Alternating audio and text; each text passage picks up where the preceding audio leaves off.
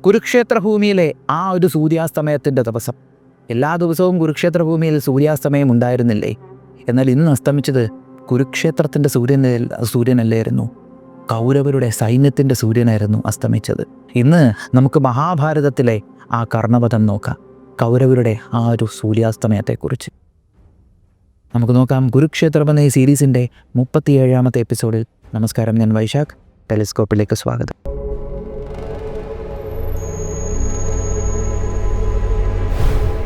കർണനും അർജുനനും വീണ്ടും ഒരുമിച്ചും തങ്ങളുടെ വില്ലുകൾ പിറക്കോട്ടേക്ക് വലിച്ചു. സൂര്യൻ്റെ വെളിച്ചത്തിൽ അർജുനൻ്റെ വില്ലിൽ ഒരു വെളുത്ത വട്ടമുണ്ടാകുന്ന രീതിക്ക് അർജുനൻ പിറക്കോട്ട് വില്ല് വലിച്ചു. അതുപോലെ സ്വർണ്ണ നിറത്തിൽ ഒരു വട്ടം ഉണ്ടാകുന്നത് പോലെ കർണൻ തൻ്റെ വില്ലിങ്ങനെ പിറക്കോട്ടേക്ക് വലിച്ചു. രണ്ടുപേരും അങ്ങോട്ടേക്കും ഇങ്ങോട്ടേക്കും അസ്ത്രങ്ങൾ അയച്ച് പരസ്പരം അങ്ങോട്ടും ഇങ്ങോട്ടും അയക്കുന്ന അസ്ത്രങ്ങളെ തകർത്ത് വിട്ടുകൊണ്ടിരുന്നു. ഈ സമയം ഒരു ഭൂചലനം ഉണ്ടാകുന്നത് പോലെ കർണന് തോന്നി. കർണന് ലഭിച്ച ശാപങ്ങൾ ഫലവത്തായി തുടങ്ങിയോ എന്നൊരു സംശയം. ഈ ഒരു ഏറ്റുമുട്ടലിൽ കർണൻ്റെ രഥം നിയന്ത്രണമില്ലാതെ ഇങ്ങനെ അനങ്ങിത്തുടങ്ങി. കർണൻ ദിവ്യാസ്ത്രങ്ങളെ ആവാഹിച്ചിട്ട് ആ ദിവ്യാസ്ത്രങ്ങളൊന്നും വരുന്നില്ല. കർണന് മനസ്സിലായി ആ ശാപങ്ങൾ ഫലിച്ചു തുടങ്ങിയെന്ന്. അതായത് കർണൻ മരണത്തിൻ്റെ അടുത്തേക്ക് എത്തിത്തുടങ്ങി. അത്യാവശ്യ ഘട്ടത്തിൽ മറന്നു പോകുമെന്നാണ് പറഞ്ഞത്. അപ്പോൾ പാവം മരണത്തിലേക്ക് എത്തിത്തുടങ്ങി. അങ്ങനെ ഈ രഥം അങ്ങോട്ടേക്കും ഇങ്ങോട്ടേക്കും കിടന്ന് നിയന്ത്രണം പോകുന്നു. അർജുനൻ അയക്കുന്ന ആ ഒരു ശരവർഷത്തിൽ ഈ രഥം ഇങ്ങനെ അങ്ങോട്ടേക്കും ഇങ്ങോട്ടേക്കും അനങ്ങിക്കൊണ്ടിരിക്കുന്നു. കർണൻ ആ സമയത്ത് വിലപിച്ചുകൊണ്ട് പറഞ്ഞു, ധർമ്മം മുന്നിൽ നിർത്തുന്നവന് ധർമ്മം സംരക്ഷിക്കുമെന്നാണ് പറയുന്നത്. എൻ്റെ ധർമ്മം എന്നെ സംരക്ഷിക്കുന്നില്ലല്ലോ. ധർമ്മം എപ്പോഴും സംരക്ഷിക്കത്തില്ല, ധർമ്മം എപ്പോഴും സംരക്ഷിക്കത്തില്ല എന്നിങ്ങനെ കർണൻ പറഞ്ഞു. ഈ സമയത്ത് അർജുനൻ അയക്കുന്ന അസ്ത്രങ്ങളെല്ലാം കർണൻ്റെ ആന്തരികാവയവങ്ങളിലൊക്കെ കയറിക്കൊണ്ടിരിക്കുകയാണ്. കർണൻ നല്ലതുപോലെ കർണന് മുറിവേൽക്കുന്നുണ്ട് ഈ സമയത്തൊക്കെ. ഈ ഒരു രഥം ഇങ്ങനെ ഒരു ഇതുമില്ലാതെ ഇങ്ങനെ കിടന്ന് അനങ്ങിക്കൊണ്ടിരിക്കുകയാണ്. ഉടനെ ഒരു നിവൃത്തിയുമില്ലാതെ വന്നിട്ട് കർണൻ വീണ്ടും ബ്രഹ്മാസ്ത്രത്തെ ആവാഹിച്ചു. കർണൻ ആവാഹിക്കുന്ന ബ്രഹ്മാസ്ത്രം എങ്ങനെയാണെന്നറിയാലോ? അതിൽ നിന്ന് എണ്ണമറ്റ ശരങ്ങൾ വരും, തേജസ്സുള്ള എണ്ണമറ്റ ശരങ്ങൾ വരും. അതുപോലെയാണ് കർണൻ ബ്രഹ്മാസ്ത്രം ആവാഹിക്കുന്നത്. അത് മനസ്സിലാക്കിയ ഉടനെ തന്നെ അതിൽ നിന്നുള്ള അസ്ത്രങ്ങളെ തടുക്കുവാനായിട്ട് അർജുനൻ ഐന്ദ്രത്തെ ആവാഹിച്ചു. അങ്ങനെ ഐന്ദ്രത്തിൽ നിന്നുള്ള ദിവ്യമായ അസ്ത്രങ്ങളും ബ്രഹ്മാസ്ത്രത്തിൽ നിന്നുള്ള ദിവ്യമായ അസ്ത്രങ്ങളും ഇങ്ങനെ വന്ന് ഏറ്റുമുട്ടിക്കൊണ്ടിരിക്കുന്നു. രണ്ടുപേരും വില്ലിങ്ങനെ ഓങ്ങിപ്പിടിച്ച് അപ്പുറവും ഇപ്പുറവും നിൽക്കുന്നു. ആകാശമെല്ലാം ഇരുട്ട് മൂടി കിടക്കുന്നു. ഇവരുടെ വില്ലിൻ്റെ തിളക്കവും ദിവ്യാസ്ത്രങ്ങളുടെ തിളക്കവും ഇവരുടെ കൊടിയുടെ തിളക്കവും മാത്രമേ ഉള്ളൂ. ആളുകളൊക്കെ ഭയന്ന് നോയിക്കൊണ്ടിരിക്കുന്നു, എന്താ സംഭവിക്കാൻ പോകുന്നത്. ഈ ഒരു പോരാട്ടത്തിന് തൊട്ടു മുമ്പ് കർണൻ വീണ്ടും അർജുനൻ്റെ ദേഹത്തേക്ക് 7 അസ്ത്രങ്ങൾ എയ്ത് കയറ്റി. അതിന് മറുപടിയായി അർജുനൻ 17 അസ്ത്രങ്ങളും തിരിച്ചെയ്ത് കയറ്റിയായിരുന്നു കേട്ടോ. അങ്ങനെ അർജുനൻ അയച്ച അസ്ത്രങ്ങൾ, ആ അസ്ത്രങ്ങൾ കർണൻ്റെ രഥം തകർക്കും എന്നൊരവസ്ഥ എത്തിയപ്പോഴത്തേക്കും പെട്ടെന്ന് കർണൻ വില്ലുയർത്തി ആ അസ്ത്രങ്ങളെയെല്ലാം അമ്പെയ്ത് തകർത്തു വിട്ടു. കർണൻ്റെ രഥം തകർക്കുന്നത് പോലെ അർജുനൻ അസ്ത്രങ്ങൾ അയച്ചപ്പോൾ ആ അസ്ത്രത്തെ കർണൻ തകർത്തത് കണ്ടുടനെ കൃഷ്ണൻ പറഞ്ഞു, അർജുന, ദിവ്യാസ്ത്രങ്ങളെ പ്രയോഗിച്ചാലും എന്ന് പറഞ്ഞു. അർജുനൻ ഉടനെ ബ്രഹ്മാസ്ത്രത്തെ ആവാഹിച്ചു. നേരത്തെ ഉപയോഗിച്ച അതേ ബ്രഹ്മാസ്ത്രം തന്നെയാണ്. അതായത് ഒരുപാട് അസ്ത്രങ്ങൾ കൊണ്ട് പ്രതിയോഗിയെ പ്രഹരിക്കുന്ന ആ ബ്രഹ്മാസ്ത്രത്തെ ആവാഹിച്ചു. ആ ബ്രഹ്മാസ്ത്രത്തിൽ നിന്ന് എണ്ണമറ്റ ശരങ്ങൾ വന്ന് കർണനെ മൂടി. കർണനെ ആ അസ്ത്രങ്ങൾ പ്രഹരിച്ചു. കർണൻ ഉടനെ തന്നെ അലറി വിളിച്ചുകൊണ്ട് എണീച്ചൊരു അസ്ത്രം അയക്കുന്നു. ആ അസ്ത്രം പാഞ്ഞു വന്ന് അർജുനൻ്റെ ഗാന്ധീവത്തിൻ്റെ ഞാണ് മുറിച്ച് കളയുന്നു. അങ്ങനെ ആ ഞാണ് മുറിഞ്ഞുപോയി. പക്ഷേ അവിടെ അത്ഭുതമെന്ന് പറയുന്നത് പോലെ ഒരു കാര്യം അർജുനൻ ചെയ്തു. അർജുനൻ പെട്ടെന്ന് ആ ഞാണ് കെട്ടി. ഗാന്ധീവമെന്ന് പറയുന്ന ആ വില്ലിൻ്റെ ഞാണ് അർജുനൻ കെട്ടിയ രീതി എന്ന് പറയുമ്പോൾ കർണൻ ആ ഞാണ് മുറിച്ചതും അർജുനൻ ആ ഞാണ് കെട്ടിയതിൻ്റെയും സ്പീഡ് ആളുകൾക്ക് മനസ്സിലാക്കാത്ത രീതിക്ക് അതിവേഗത്തിൽ ഞാണ് കെട്ടിയിട്ട് വീണ്ടും ആയിരക്കണക്കിന് അസ്ത്രങ്ങൾ കൊണ്ട് കർണനെ മൂടി. വീണ്ടും അർജുനൻ അയച്ച ആയുധങ്ങളെ കർണൻ്റെ ആയുധങ്ങൾ കൊണ്ട് എതിർത്തു. ഇത് കണ്ടുടനെ കൃഷ്ണൻ പറഞ്ഞു, അർജുന, ഞാൻ രഥം മുന്നോട്ടേക്ക് കൊണ്ടുപോകാം, നീ മുന്നോട്ട് കയറി അവനെ ആക്രമിക്കുക. ഇപ്രാവശ്യം കുറച്ചുകൂടി ശ്രേഷ്ഠമായിട്ടുള്ള ദിവ്യായുധം ഉപയോഗിക്കാൻ പറഞ്ഞു. ഇതുവരെ അർജുനൻ ഈ 17 ദിവസങ്ങൾക്കുള്ളിൽ അർജുനൻ ഉപയോഗിച്ച ദിവ്യാസ്ത്രങ്ങളിലേക്ക് വെച്ച് ഏറ്റവും ശക്തി കൂടിയ ദിവ്യാസ്ത്രങ്ങൾ എന്ന് പറയുന്നത് ബ്രഹ്മാസ്ത്രവും ഐന്ദ്രവുമാണ്. ഇപ്രാവശ്യം അർജുനൻ ഗ്രേഡ് കൂടിയ ദിവ്യാസ്ത്രം ഉപയോഗിക്കാൻ തന്നെ തീരുമാനിച്ചു. അർജുനൻ ഒരസ്ത്രമെടുത്ത് തൻ്റെ വില്ലിലേക്ക് വെച്ചു. എന്നിട്ട് മന്ത്രജപങ്ങൾ നടത്തിയപ്പോൾ ആ അസ്ത്രം വെട്ടിത്തിളങ്ങാൻ തുടങ്ങി. മന്ത്രങ്ങളെ ആ അസ്ത്രത്തിലേക്ക് ആവാഹിച്ചതിന് ശേഷം അർജുനൻ ആ അസ്ത്രത്തെ ഞാണ് പുറക്കോട്ട് വലിച്ചു. എന്നിട്ട് ആ അസ്ത്രത്തിലേക്ക് രൗദ്രാസ്ത്രത്തെയും കൂടെ ആവാഹിച്ച് വെച്ചു. ഈ രൗദ്രാസ്ത്രമൊക്കെ ഈ പുള്ളിക്കാരൻ നേരത്തെ പ്രയോഗിച്ചിരുന്നെങ്കിൽ യുദ്ധം കുറച്ചുകൂടെ മുമ്പേ തീർന്നേനെ. ഈ രൗദ്രാസ്ത്രമെടുത്ത് അർജുനൻ ഈ അസ്ത്രത്തിലേക്ക് ആവാഹിച്ചു. രൗദ്രാസ്ത്രമെടുത്ത് ആവാഹിച്ച് അർജുനൻ കർണന് നേരെ ഓങ്ങിയപ്പോൾ ബ്രാഹ്മണൻ്റെ ശാപം വലിച്ചു. കർണൻ്റെ വീല് ചെളിയിൽ പൂന്നു പോകുമെന്ന് പറഞ്ഞല്ലോ, പുഴുതു പോകുമെന്ന് പറഞ്ഞല്ലോ. മെയിനായിട്ട് കർണൻ്റെ മരണം എത്തുന്ന സമയമാകുമ്പോഴായിരിക്കും ആ ഒരു വീല് ചെളിയിൽ പുഴുന്നു പോകുന്നത്. രൗദ്രമെടുത്താൽ പിന്നെ വല്ല ഇതുകൊണ്ടോ, രുദ്രൻ്റെ അസ്ത്രമാണ്. ആ രൗദ്രാസ്ത്രമെടുത്ത് ഇങ്ങനെ വെച്ച സമയം കർണൻ്റെ രഥചക്രം മണ്ണിൽ കുടുങ്ങിപ്പോയി, ഭൂമിയിൽ കുടുങ്ങിപ്പോയി. കർണൻ്റെ രഥത്തിനൊരു ഇളക്കം തട്ടി ആ രഥം ചരിഞ്ഞു. കർണൻ ഉടനെ തന്നെ തൻ്റെ വില്ല് ഒരു കയ്യിൽ നിന്ന് മറ്റൊരു കയ്യിലേക്ക് മാറ്റി കൈ ഉയർത്തിയിട്ട് അർജുനനോട് പറഞ്ഞു, അർജുന, അസ്ത്രം നെയ്യരുത്. നീ കണ്ടില്ലേ, എൻ്റെ രഥചക്രം മണ്ണിൽ പുഴുന്നു പോയിരിക്കുകയാണ്. ഇപ്പോൾ എനിക്ക് രഥമില്ല, എനിക്ക് ഭൂമിയിലോട്ട് ഇറങ്ങി നിൽക്കേണ്ടി വരും. ഭൂമിയിൽ നിൽക്കുന്നത് കൊണ്ട് തന്നെ നീ എനിക്ക് നേരെ അസ്ത്രം പ്രയോഗിക്കാൻ പാടില്ല അർജുന, അത് തെറ്റാണ്, അത് അധർമ്മമാണ്. ഇങ്ങനെയുള്ള ആളുകൾക്ക് നേരെ അസ്ത്രം പ്രയോഗിക്കാൻ പാടില്ലെന്നും പറഞ്ഞ് കർണൻ ഒരു ലിസ്റ്റ് സിറ്റുവേഷൻസ് പറയും. എന്നിട്ട് പറഞ്ഞു, ധർമ്മം അറിയാവുന്നവരും ധീരന്മാരുമായിട്ടുള്ള ആളുകൾ ഒരിക്കലും അങ്ങനെയുള്ള സിറ്റുവേഷൻസിൽ അകപ്പെട്ടു പോയ ആളുകൾക്ക് നേരെ അസ്ത്രം ഓങ്ങുന്നതല്ല. അർജുന, നീ ധൈര്യവാനാണ്, അതുകൊണ്ട് നീ അത് ചെയ്യാൻ പാടില്ല. നീ ധർമ്മം അറിയുന്നവനാണ്, നീ അത് ചെയ്യാൻ പാടില്ല. നിനക്കും വാസുദേവനും എന്നെ ഒരു പേടിയില്ലെന്ന് നിനക്കറിയാം. നീ ഒരു ക്ഷത്രിയനാണ്, ക്ഷത്രിയ ധർമ്മം ഓർക്കൂ, ധർമ്മം പാലിക്കൂ അർജുന, നീ അസ്ത്രമേയരുത്, ഞാൻ ഈ രഥചക്രം പുറത്തെടുത്തോട്ടെ. ഈ സമയം അവിടെ നിന്നൊരു ശബ്ദം കേട്ടു. ഓ, ധർമ്മത്തെക്കുറിച്ച് നീ ഓർത്തുവല്ലോ കർണ, നല്ലത് തന്നെയാണ്. കർണൻ പൊങ്ങി നോക്കിയപ്പോൾ അത് വാസുദേവൻ ശ്രീകൃഷ്ണനാണ്. കൃഷ്ണൻ തുടർന്നു പറഞ്ഞു, സാധാരണഗതിയിൽ ആളുകൾ കഷ്ടതകൾ വരുമ്പോൾ ഈശ്വരനെയും ധർമ്മത്തെയും തള്ളിപ്പറയാറാണ് പതിവ്. നീ ഇവിടെ എന്തായാലും ധർമ്മത്തെക്കുറിച്ച് ഓർത്തു, ധർമ്മത്തെക്കുറിച്ച് പ്രസംഗവും നടത്തിയല്ലോ. എങ്കിൽ ഞാൻ ചോദിച്ചു കൊള്ളട്ടെ കർണ, ഏത് ധർമ്മത്തെക്കുറിച്ചാണ് നീ പറയുന്നേ? തൻ്റെ ആർത്തവകാലത്തിൽ ഒറ്റവസ്ത്രം ധരിച്ചിരുന്ന ദ്രൗപദിയെ മുടിക്ക് കുത്തിപ്പിടിച്ച് വലിച്ചുവെച്ച് രാജ്യസഭയിലേക്ക് ദുശാസനൻ കൊണ്ടുവന്നപ്പോൾ നിന്റെ ഈ ധർമ്മം എവിടെ പോയിരുന്നു? അതുപോലെ പകിടകളി നേരെ ചൊവ്വേ അറിഞ്ഞുകൂടാത്ത യുധിഷ്ഠിരനെ പകിടകളിയിൽ അഗ്രഗണ്യനായ ശകുനി ചാലഞ്ച് ചെയ്ത സമയത്ത് നിന്റെ ധർമ്മം എവിടെ പോയിരുന്നു? ആ പകിടകളിയിൽ ചതിച്ചെല്ലാം ഉടുവസ്ത്രം പോലും യുധിഷ്ഠിരനിൽ നിന്ന് കൈക്കലാക്കിയ സമയത്ത് നിന്റെ ധർമ്മം എവിടെ പോയിരുന്നു? ദ്രൗപദിയുടെ വസ്ത്രം അഴിക്കുവാനായി അവിടെ നീ പറഞ്ഞപ്പോൾ നിന്റെ ധർമ്മം എവിടെ പോയിരുന്നു? വീണ്ടും പകിട കളിക്കുവാനായി വിളിച്ചപ്പോൾ നിന്റെ ധർമ്മം എവിടെ പോയിരുന്നു? 13 വർഷം കഴിഞ്ഞ് വന്നപ്പോൾ രാജ്യം തിരിച്ചു കൊടുക്കാതിരുന്നപ്പോൾ നിന്റെ ധർമ്മം എവിടെ പോയിരുന്നു? കുട്ടിക്കാലത്ത് ഭീമസേനന് വിഷഭക്ഷണം വിളമ്പിയ സമയത്ത് നിന്റെ ധർമ്മം എവിടെ പോയിരുന്നു? അതുപോലെ അരക്കില്ലത്തിലിട്ട് ചുടുന്ന സമയത്ത് നിന്റെ ധർമ്മം എവിടെ പോയിരുന്നു? അപ്പോഴൊന്നുമില്ലാത്ത ധർമ്മത്തെക്കുറിച്ച് ഇപ്പോൾ നീ സംസാരിക്കേണ്ട കർണ. ഇനി അതെല്ലാം നീ പാലിച്ചിരുന്നുവെങ്കിൽ പോലും ഇന്ന് ഇവിടെ നിന്ന് നിനക്ക് മോചനമില്ല എന്ന് കൃഷ്ണൻ പറഞ്ഞു. കൃഷ്ണൻ പറഞ്ഞ വാക്കുകൾ കേട്ടപ്പോൾ കർണൻ്റെ നെഞ്ചിലേക്ക് അസ്ത്രങ്ങൾ കയറിപ്പോകുന്നത് പോലെയായിരുന്നു.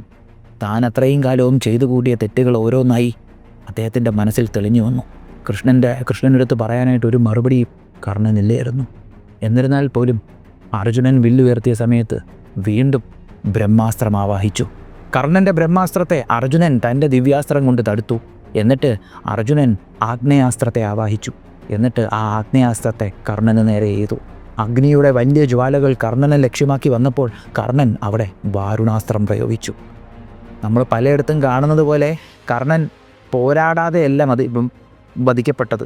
അവസാന നിമിഷം വരെയും പോരാടിയാണ് കർണൻ വധിക്കപ്പെട്ടത്. അങ്ങനെ തന്നെ പറയണം. കാരണം അല്ലാതെ പറഞ്ഞാൽ ഇങ്ങനെയുള്ളൊരു യോദ്ധാവിനെ അപമാനിക്കുന്നതിന് തുല്യമാണ്.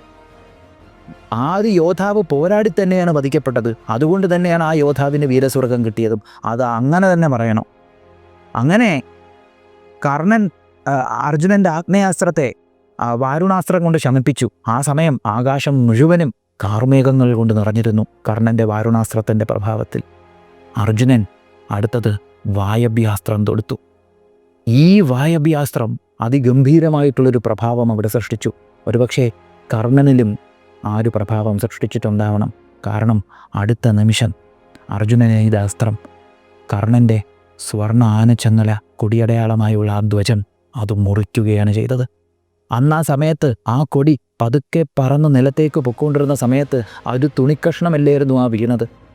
തൻ്റെ സൈനികർക്ക് ധൈര്യം കൊടുക്കുകയും എതിർപക്ഷത്തെ പടയാളികളെ ഭയപ്പെടുത്തുകയും ചെയ്തിരുന്ന കർണൻ്റെ പ്രതാപത്തിൻ്റെ അടയാളമായിരുന്നു അന്നവിടെ അവസാനിച്ചത്. ആ കൊടി അവിടെ പതിച്ചപ്പോൾ അസ്തമിച്ചത് കർണൻ എന്ന സൂര്യൻ മാത്രമല്ല, കൗരവരുടെ ശക്തിയും ധൈര്യവുമായിരുന്നു. അങ്ങനെ ആ കൊടി നിലംപരിശായി. കൗരവരുടെയും പടയാളികളുടെയും ഹൃദയം തകർന്നു.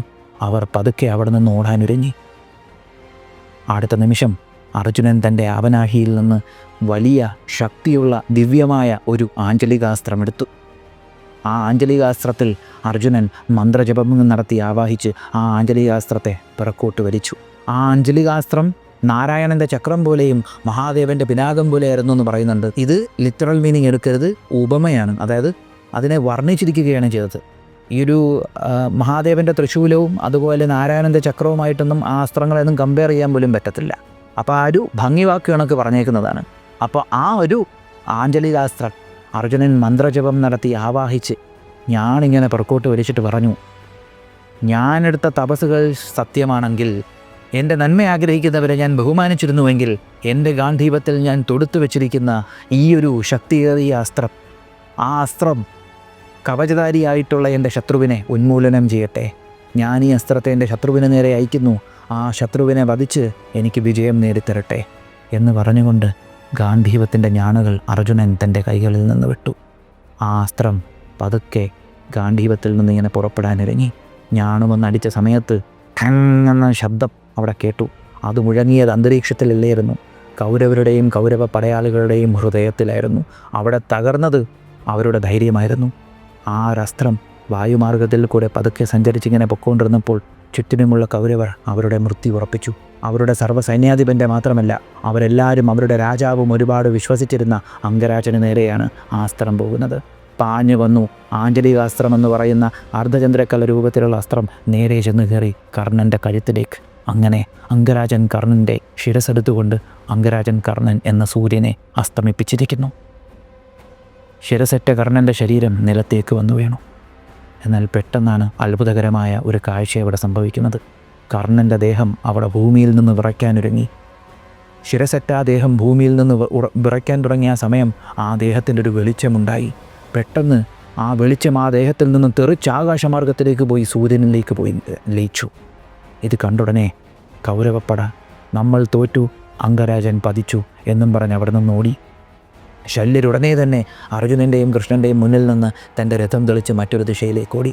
കർണൻ്റെ മരണം ഉറപ്പുവരുത്തുവാനായി ആഞ്ജലികാസ്ത്രമെടുത്ത് മന്ത്രം ജപിച്ച് അർജുനൻ അയച്ച് കർണനെ വധിച്ച ആ ഒരു കാര്യം, ആ ഒരു വാർത്ത അറിഞ്ഞ ദുര്യോധനൻ തകർന്നു പോയി. ദുര്യോധനൻ്റെ കണ്ണ് നിറഞ്ഞു, കണ്ണിന്ന് കണ്ണീര് വന്നു. കുറേ നേരം ഒന്നും മിണ്ടാതിരുന്നു. എന്നിട്ട് ദുര്യോധനൻ പറഞ്ഞു, ഒടുവിൽ കർണ നീയും പോയല്ലേ, നീയും എന്നെ വിട്ടുപോയല്ലേ എന്ന് പറഞ്ഞു. ദുര്യോധനനും കൗരവരും യുദ്ധഭൂമിയിൽ നിന്ന് തിരിച്ചുപോയി. ഈ സമയം പാണ്ഡവരോട് കൃഷ്ണൻ പറഞ്ഞു, നിങ്ങളൊരു കാര്യം ചെയ്യണം, സൈന്യത്തിന് നേരിടുവാൻ നിങ്ങളെല്ലാവരും ഇവിടെ തന്നെ ഉണ്ടാവണം. ഞാനും അർജുനനും കൂടെ ചെന്ന് യുധിഷ്ഠിരൻ ജ്യേഷ്ഠനോട് കാര്യം പറഞ്ഞിട്ട് വരാം എന്ന് പറഞ്ഞു. അങ്ങനെ കൃഷ്ണാർജുനന്മാർ യുധിഷ്ഠിരനെ കാണാൻ പോവുകയാണ്. യുധിഷ്ഠിരൻ അപ്പോഴും തൻ്റെ മെത്തയിൽ കിടക്കുകയായിരുന്നു. എണീച്ചപ്പോൾ അർജുനനും കൃഷ്ണനും വന്നു നിൽക്കുന്നത് കണ്ടു. അർജുനൻ്റെ ദേഹത്തുള്ള മുറിവുകളൊക്കെ കണ്ടു. അർജുനൻ ആ മുറിവോടുകൂടി തൻ്റെ മുന്നിൽ വന്ന് നിൽക്കുന്നത് കണ്ടപ്പോൾ യുധിഷ്ഠിരന് മനസ്സിലായി അതിഭയാനകമായിട്ടുള്ളൊരു യുദ്ധമരങ്ങേറി. അംഗരാജൻ കർണൻ വീണിരിക്കുന്നുവെന്ന്. ഈ കാര്യം അങ്ങോട്ടേക്ക് ചോദിച്ചപ്പോൾ കൃഷ്ണൻ പറഞ്ഞു, വലിയ ഭാഗ്യമാണ്, അങ്ങും അങ്ങയുടെ സഹോദരന്മാരും സുരക്ഷിതരാണ്. അംഗരാജൻ കർണൻ പതിച്ചിരിക്കുന്നു. സവ്യസാചിയായ അർജുനൻ അംഗരാജൻ കർണനെ വധിച്ചിരിക്കുന്നു. നമ്മുടെ കൂടെ വന്നാലും വന്ന് യുദ്ധഭൂമിയിൽ ദർശിച്ചാലുമെന്ന് പറഞ്ഞു. അങ്ങനെ യുധിഷ്ഠിരൻ അർജുനൻ്റെയും ശ്രീകൃഷ്ണൻ്റെയും ഒപ്പം കുരുക്ഷേത്ര ഭൂമിയിലേക്ക് വരികയാണ്. തൻ്റെ ഓരോ കാൽവയ്പിലും യുധിഷ്ഠിരൻ ഓരോ കാര്യങ്ങൾ ചിന്തിക്കുന്നുണ്ട്. കുരുക്ഷേത്ര ഭൂമിയിലേക്ക് നടന്നു വരുന്ന യുധിഷ്ഠിരന് പരിഭ്രാന്തരായി ഓടുന്ന കൗരവസേനയെ കാണാൻ കഴിയുന്നുണ്ട്. കർണൻ പതിച്ചതിൻ്റെ പരിഭ്രാന്തി അതിലുള്ള ഓരോ കാലാൾ പടയാളികളുടെ മുഖത്തും ഉണ്ടായിരുന്നു. അങ്ങനെ യുധിഷ്ഠിരൻ കർണവധം നടന്ന ആ സ്ഥലത്തേക്കെത്തി. അവിടെ ചിലർ യുധിഷ്ഠിരനെ കാത്തു നിൽക്കുന്നുണ്ട്. അവിടെ യുധിഷ്ഠിരൻ ആ കാഴ്ച കണ്ടു.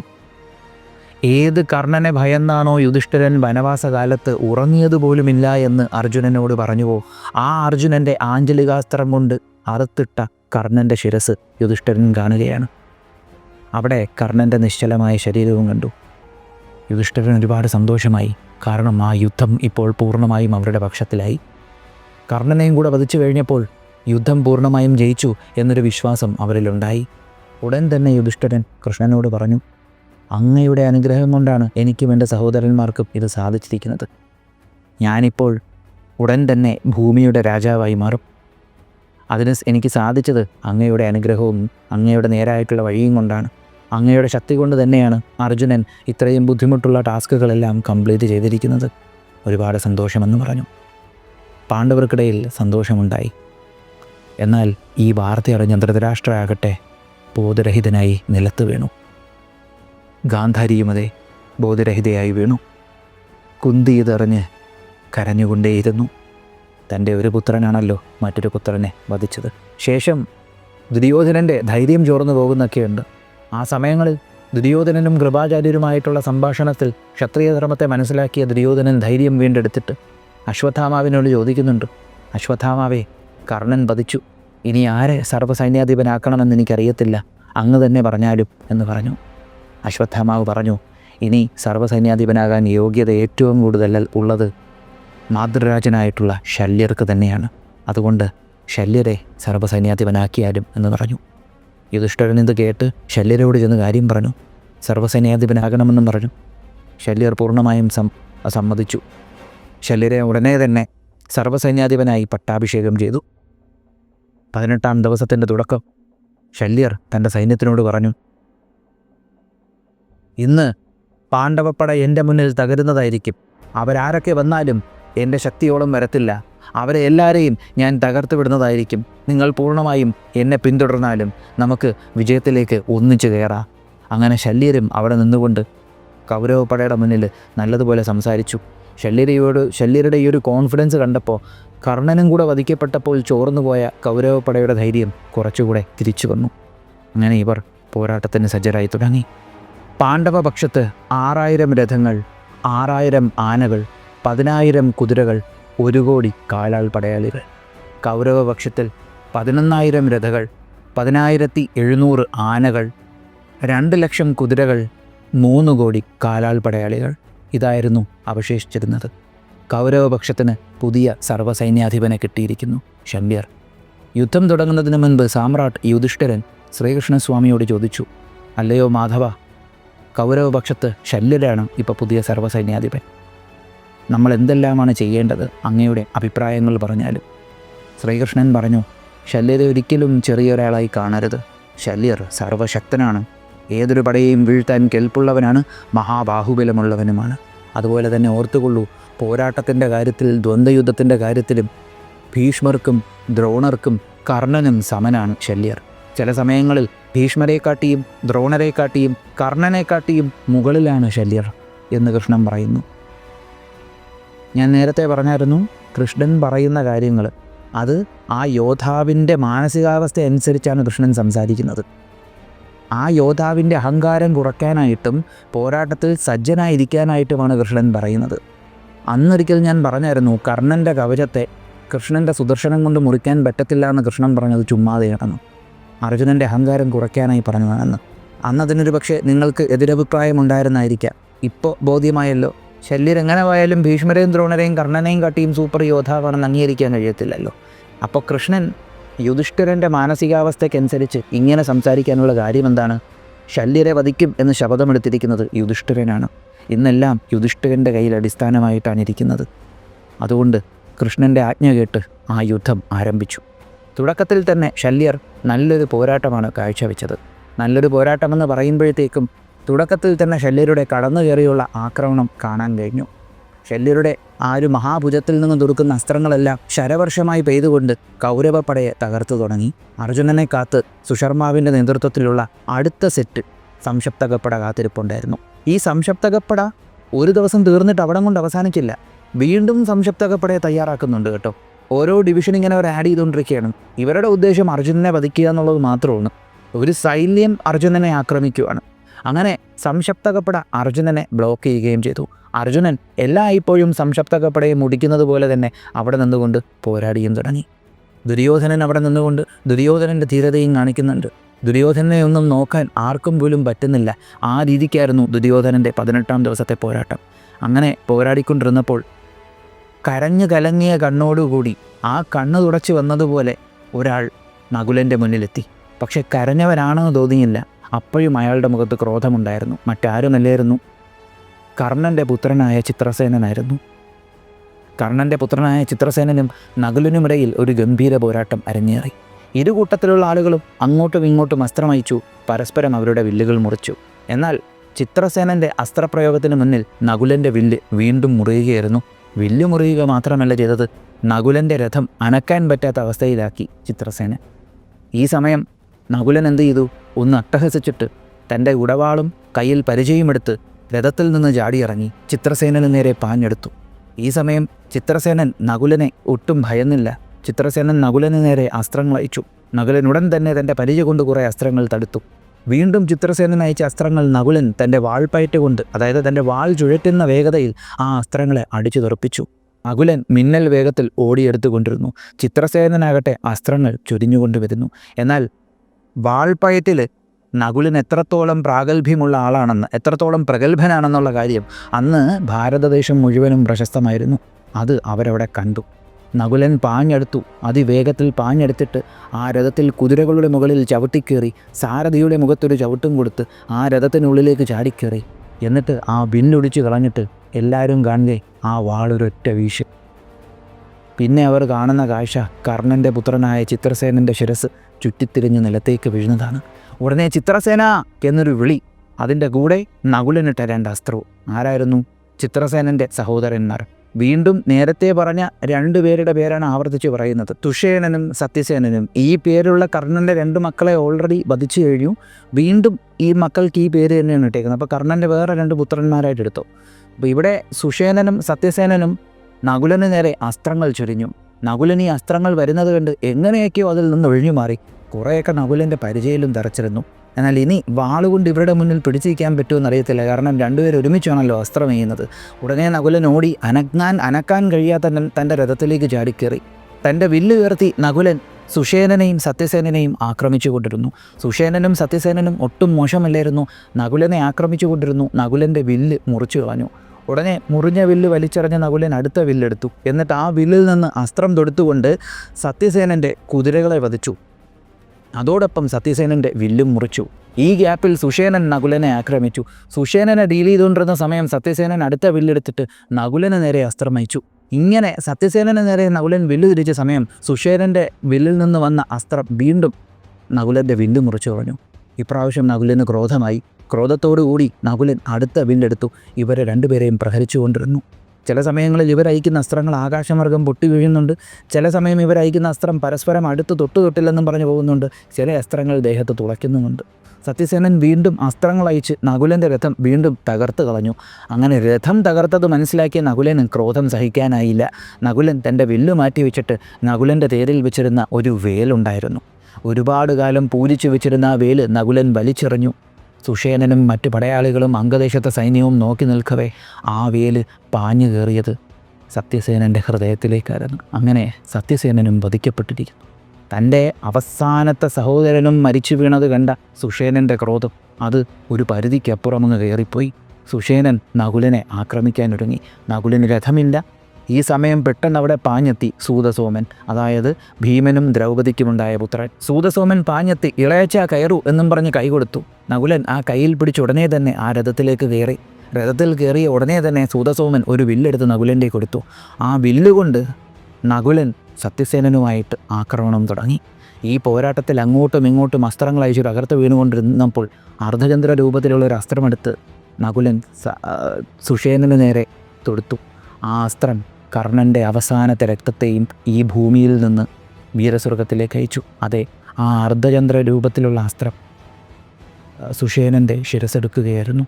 അങ്ങനെ അംഗരാജൻ കർണൻ്റെ അവസാനത്തെ ചോരയും ഈ ഭൂമണ്ഡലത്തിൽ നിന്ന് സ്വർഗലോകത്തിലേക്ക് യാത്ര തിരിച്ചു എന്ന് മനസ്സിലാക്കിയ കൗരവപ്പട, അംഗദേശത്തിലെ പട, അവർ ശിഥിലമായി നാനാദിശകളിലേക്ക് ഓടി. ഈ സമയം ഭീമസേനനും സാത്വികിയും നകുല സഹദേവന്മാരും, നകുലൻ വേറെ രഥത്തിൽ കയറിയിട്ടുണ്ടാവണം, അപ്പോൾ നകുല സഹദേവന്മാരും കൂടെ യുധിഷ്ഠിരനെ പടത്തരക്കിൽ നിർത്തിക്കൊണ്ട് യുദ്ധം തുടങ്ങി.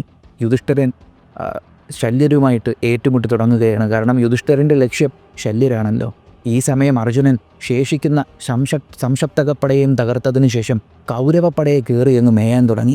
അർജുനൻ്റെ ശരവർഷം കൊണ്ട് അർജുനൻ കൗരവപ്പടയെ നശിപ്പിച്ചു കൊണ്ടിരിക്കുകയാണ്. അവർ 4 പേരാകട്ടെ അവിടെ ശല്യരുമായിട്ട് നേരിട്ടുകൊണ്ടിരിക്കുന്നു സാത്യകിയോടും. ഈ പോരാട്ടം മുറുകിക്കൊണ്ടിരുന്ന സമയം ശല്യർ കടന്നു കയറിയുള്ള ആക്രമണങ്ങൾ തുടങ്ങി. ഈ സമയം ഇരുപക്ഷത്തിൻ്റെയും മഹാരഥന്മാർ ഒരുമിച്ച് വന്നിട്ട് ആ മഹാരഥന്മാർ പരസ്പരം ഏറ്റുമുട്ടാനൊരുങ്ങി. ദൃഷ്ടദ്യുമ്നൻ ദ്രൗപദീപുത്രന്മാരൊക്കെ എത്തി. അവിടെ കൃതവർമാവ്, കൃപര്, അശ്വത്ഥാമാവൊക്കെ എത്തി. അങ്ങനെ പരസ്പരം ലക്ഷ്യം വെച്ച് പോരാടിക്കൊണ്ടിരുന്ന സമയം കൃതവർമാവിൻ്റെ സമയോചിതമായ ഇടപെടലിൽ ഭീമസേനൻ്റെ കുതിരകളെ കൃതവർമാവ് കാലപുരിയിലേക്ക് അയച്ചു. അങ്ങനെ രഥമില്ലാതായ ഭീമസേനൻ പിന്നെ ഗദ എടുത്തുകൊണ്ട് പോരാടാൻ നീങ്ങി. ഈ സ്ഥലങ്ങളിലെല്ലാം ശല്യർ എന്ന സർവ്വസൈന്യാധിപൻ്റെ പോരാട്ടം എടുത്തു പറയാതിരിക്കാൻ വയ്യ. അയാളുടെ കരബലം കാരണം തൊടുക്കുന്ന അസ്ത്രങ്ങൾക്കെല്ലാം ഒടുക്കത്ത ഊക്കായിരുന്നു. അതുകൊണ്ട് ഒരുപാട് പേർ വീണു. അങ്ങനെ മഹാരഥന്മാർ തമ്മിൽ പോരാടിക്കൊണ്ടിരുന്ന സമയം ശല്യരുടെ ഈ കടന്നു കയറിയുള്ള പ്രയോഗം സഹിക്കാനാകാതെ ഭീമൻ ക്രോധത്തോടുകൂടി തൻ്റെ രഥത്തിൽ നിന്ന് പ്രശസ്തമായ ആ ഗദ കയ്യിലെടുത്തു. ആ ഗദ ഭീമൻ ചുഴറ്റി. ഏത് ഗദ കണ്ടാണോ ഭീമൻ ഗന്ധർവന്മാരെ വീഴ്ത്തിയത്, ഏത് ഗദ കൊണ്ടാണോ ഭീമൻ കല്യാണ സൗഗന്ധികം എടുക്കാൻ പോയത്, ആ പ്രശസ്തമായ ഗദ ചുഴറ്റി ഭീമൻ ശല്യർക്ക് നേരെ എറിഞ്ഞു. ആ ഗദ ശല്യരുടെ കുതിരകളെ വധിച്ചു. ഓടിപ്പാഞ്ഞെത്തിയ ആ ഗദ വീണ്ടും എടുത്തുകൊണ്ട് ഭീമൻ ഓങ്ങിയ സമയം ശല്യർ തൻ്റെ രഥത്തിൽ നിന്ന് വളരെ ശക്തമായ ഒരു വേലെടുത്ത് ഭീമൻ്റെ നേരെ ഒരൊറ്റയേറ്. ശല്യരുടെ കരബലം കാരണം ആ വന്ന വേലിനൊടുക്കത്ത ഊക്കായിരുന്നു. ആ ഊക്കോടുകൂടി ആ വേല് ഭീമൻ്റെ ചട്ട പുലർന്ന് അകത്തോട്ട് കയറി ഇങ്ങനെ തറച്ചിരുന്നു. എന്നാൽ എല്ലാവരെയും അത്ഭുതപ്പെടുത്തുന്ന ഒരു കാഴ്ച നടക്കാൻ പോകുന്നത് ഇപ്പോഴാണ്. ആ ഗദ നിലത്തിട്ടിട്ട് തൻ്റെ ദേഹത്ത് തറച്ചിരിക്കുന്ന ആ വേല് ഭീമൻ ഊരിയിങ്ങെടുത്തു. എന്നിട്ട് ഊരിയെടുത്ത ആ വേല് കൊണ്ട് ശല്യരുടെ സാരഥിയെ കാലപുരിയിലേക്ക് അയച്ചു. ശേഷം ഭീമൻ ആ ഗദയുയർത്തി ശല്യരെ ഗദായുധത്തിന് ചേലം ചെയ്തു. ശല്യർ ഒട്ടും ഭയന്നില്ല. കാരണം ശല്യർക്കും നല്ല കരബലമാണ്. ഭീമനുമായിട്ട് ഗദായുധത്തിന് ഇറങ്ങാൻ ധൈര്യം കാണിച്ച കൗരവരിൽ ഒരാളാണ്. കൗരവപക്ഷത്തു നിന്ന് പോരാടിയ മഹാരഥന്മാരിൽ ഒരാളാണ് ശല്യർ. മറ്റാർക്കും ആ ശല്യരോളം ധൈര്യമില്ലായിരുന്നു എന്ന് തന്നെ പറയേണ്ടിയിരിക്കുന്നു. പിന്നെ അറിയാലോ ദുര്യോധനൻ. അപ്പോൾ ശല്യർ രഥത്തിൽ നിന്നിറങ്ങിയിട്ട് ആ ഗദ കൊണ്ട് ഭീമസേനനുമായി പോരാടാൻ തയ്യാറായി. ഭീമൻ്റെ ഗദയാകട്ടെ ഇരുമ്പ് കൊണ്ടുണ്ടാക്കിയ ഗദ 8 ചുറ്റു പൊന്നു കെട്ടിയിട്ടുണ്ട്, രത്നങ്ങൾ കൊണ്ട് അലങ്കരിച്ചിട്ടുണ്ട്. ശല്യരുടെ ഗദ എന്ന് പറയുമ്പോഴത്തേക്കും ഇരുമ്പ് കൊണ്ട് മാത്രം നിർമ്മിച്ച ബലിഷ്ഠമായൊരു ഗദ. അങ്ങനെ ഇവർ പോരാടി തുടങ്ങി. പരസ്പരം ആ ഗദ കൊണ്ട് പ്രഹരിക്കുന്ന സമയം ആ ഗദയിൽ നിന്ന് തീപ്പൊരികളും കൊള്ളിമീനുകളും ഉണ്ടായിക്കൊണ്ടിരുന്നു. ഇവർ അങ്ങോട്ടും ഇങ്ങോട്ടും പരസ്പരം ഇങ്ങനെ പ്രഹരിച്ചുകൊണ്ടേയിരുന്നു. ശല്യർ ഭീമൻ്റെ അടിയിട്ട് കുറച്ച് ദൂരോട്ട് പോകുന്നുണ്ട്. ശല്യർ പാഞ്ഞു കയറി വന്ന് ഭീമനിട്ട് നല്ല അടിയടിക്കുന്നുണ്ട്. ആ സ്ഥാനത്ത് ഭീമനായോണ്ട് പിടിച്ചു നിന്നു. വേറെ ആരെങ്കിലും വരുന്നെങ്കിൽ വീണേനെ. അങ്ങനെ പരസ്പരം അങ്ങോട്ടും ഇങ്ങോട്ടും അടിച്ച് നേരത്തെ സംഭവിച്ചതുപോലെ വീണ്ടും ശല്യരും ഭീമനും അങ്ങോട്ടും ഇങ്ങോട്ടും ഗദ കൊണ്ട് ഊക്കോടുകൂടി ഒരൊറ്റ അടി. ആ അടിയിൽ 2 പേരും ബോധം കെട്ടു വീണു. എന്നാൽ ദുര്യോധനൻ അവിടെ സമയോചിതമായി ഇടപെടുകയും ചെയ്തായിരുന്നു. എന്നാൽ ഇന്നത്തെ ദിവസം ദുര്യോധനൻ്റെ പോരാട്ടം അത് അതിഗംഭീരമായിട്ടുള്ള ഒന്നായിരുന്നു. ദുര്യോധനൻ്റെ അസ്ത്രപ്രയോഗങ്ങളെന്ന് പറയുമ്പോൾ പാണ്ഡവരെ ഭയപ്പെടുത്തുന്ന പോലെയായിരുന്നു. ദുര്യോധനൻ്റെ അസ്ത്രപ്രയോഗത്തിന് മുന്നിൽ അർജുനൻ ഒഴികെ മറ്റ് 4 പാണ്ഡവ സഹോദരന്മാർ ഒരുമിച്ച് നിന്നിട്ട് പോലും അവരുടെ സഹോദരനായ ദുര്യോധനനെ നോക്കാൻ പോലും പറ്റിയില്ല എന്ന് പറയുന്നു. അത്രത്തോളം ദുര്യോധനൻ അന്നത്തെ ദിവസം പോരാടിക്കൊണ്ടിരുന്നു. ശല്യരും മോശമല്ലായിരുന്നു. ശരിക്കും ഒരു സർവ്വസൈന്യാധിപൻ എന്താണെന്ന് ശല്യർ അവിടെ തെളിയിച്ചുകൊണ്ടിരിക്കുകയായിരുന്നു. കാരണം ഭീമൻ ശല്യർക്ക് നേരെ അസ്ത്രങ്ങൾ ചെറിഞ്ഞു, യുധിഷ്ഠിരൻ അസ്ത്രങ്ങൾ ചെറിഞ്ഞു, നകുലൻ ഗദയെടുത്തെറിഞ്ഞു, സഹദേവൻ ഒരു കുന്തമെറിഞ്ഞു, സാത്വികിയും ഒരു ആയുധം എടുത്തെറിഞ്ഞു. ഇതെല്ലാം കൂടെ ഒരുമിച്ച് ശല്യരുടെ ദേഹത്തേക്ക് ഇങ്ങനെ വരുന്ന ആ സമയം ക്ഷണനേരം കൊണ്ട് ശല്യർ ഈ അസ്ത്രങ്ങൾ അയച്ച ആയുധങ്ങളെല്ലാം തവിടുപൊടിയാക്കി നിലത്തിട്ടു. എന്നിട്ട് ഇവരെയൊക്കെ കടന്നു കയറി ആക്രമിച്ചു. അങ്ങനെ ശല്യരുടെ അതിതീവ്രമായിട്ടുള്ള പോരാട്ട വീര്യം കുരുക്ഷേത്രഭൂമി കണ്ടു തുടങ്ങുന്നതേ ഉള്ളൂ. കുരുക്ഷേത്രഭൂമിയിൽ ശല്യർ ഇപ്പോൾ ഒരു വല്ലാത്തൊരു ഫോമിലെത്തി നിൽക്കുകയാണ്. എന്ത് സംഭവിച്ചാലും ഇനി തനിക്കൊരു പ്രശ്നവുമില്ല എന്നുള്ള രീതിക്ക് ശരിക്കും ഒരു പടത്തലവനായപ്പോൾ ശല്യർ മറ്റൊരു തലത്തിൽ നിന്ന് പോരാടാൻ ഒരുങ്ങി. അല്ലെങ്കിൽ തന്നെ ആദ്യ ദിവസങ്ങളിൽ ശല്യർ ഗംഭീരമായാണല്ലേ പോരാടിക്കൊണ്ടിരുന്നത് ആദ്യം തൊട്ടേ. അപ്പോൾ സർവ്വസൈന്യാധിപനാകുമ്പോഴുള്ള കാര്യം പറയേണ്ട കാര്യമില്ലല്ലോ. എന്ന് തന്നെയാണെങ്കിലും കൗരവരുടെ ആ ഒരു സൂര്യൻ അസ്തമിച്ചിരിക്കുന്നു. അന്തരാജൻ കർണൻ വധിക്കപ്പെട്ടിരിക്കുന്നു. നമ്മൾ പല സ്ഥലങ്ങളിലും കാണുന്നത് പോലെ 17-ാം ദിവസം കർണൻ വധിക്കപ്പെട്ട ഉടനെ അല്ല കുന്തി എന്ന് പറയുന്നത്. ഇവരുടെ ജ്യേഷ്ഠപാണ്ഡവനാണ് കർണൻ എന്നുള്ള കാര്യം പറയുന്നത് അപ്പോഴല്ല. അതുകൊണ്ടാണ് അത് ഞാൻ ഇതുവരെ പറയാതിരുന്നത്. അപ്പോൾ ഈ ഒരു വീഡിയോ നിങ്ങൾക്ക് ഇഷ്ടമായെന്ന് വിശ്വസിക്കുന്നു. നിങ്ങളുടെ അഭിപ്രായങ്ങളൊന്ന് കമൻറ്റ് ചെയ്തേക്കുക. നമ്മുടെ ചാനലിലേക്ക് നിങ്ങൾ ആദ്യമായിട്ടാണ് വരുന്നതെങ്കിൽ ഒന്ന് സബ്സ്ക്രൈബ് ചെയ്തേക്കുക. നമ്മുടെ ചാനലിലെ കണ്ടൻറ്റുകൾ നിങ്ങൾക്ക് ഇഷ്ടപ്പെടുന്നുണ്ടെങ്കിൽ നിങ്ങളുടെ ബന്ധുമിത്രാദികൾക്കും പറ്റുമെങ്കിൽ ശത്രുക്കൾക്കും ഒന്ന് അയച്ചു കൊടുക്കുക. മറ്റൊരു വീഡിയോയിൽ മറ്റൊരു കണ്ടൻറ്റുമായി കാണുന്നത് വരെ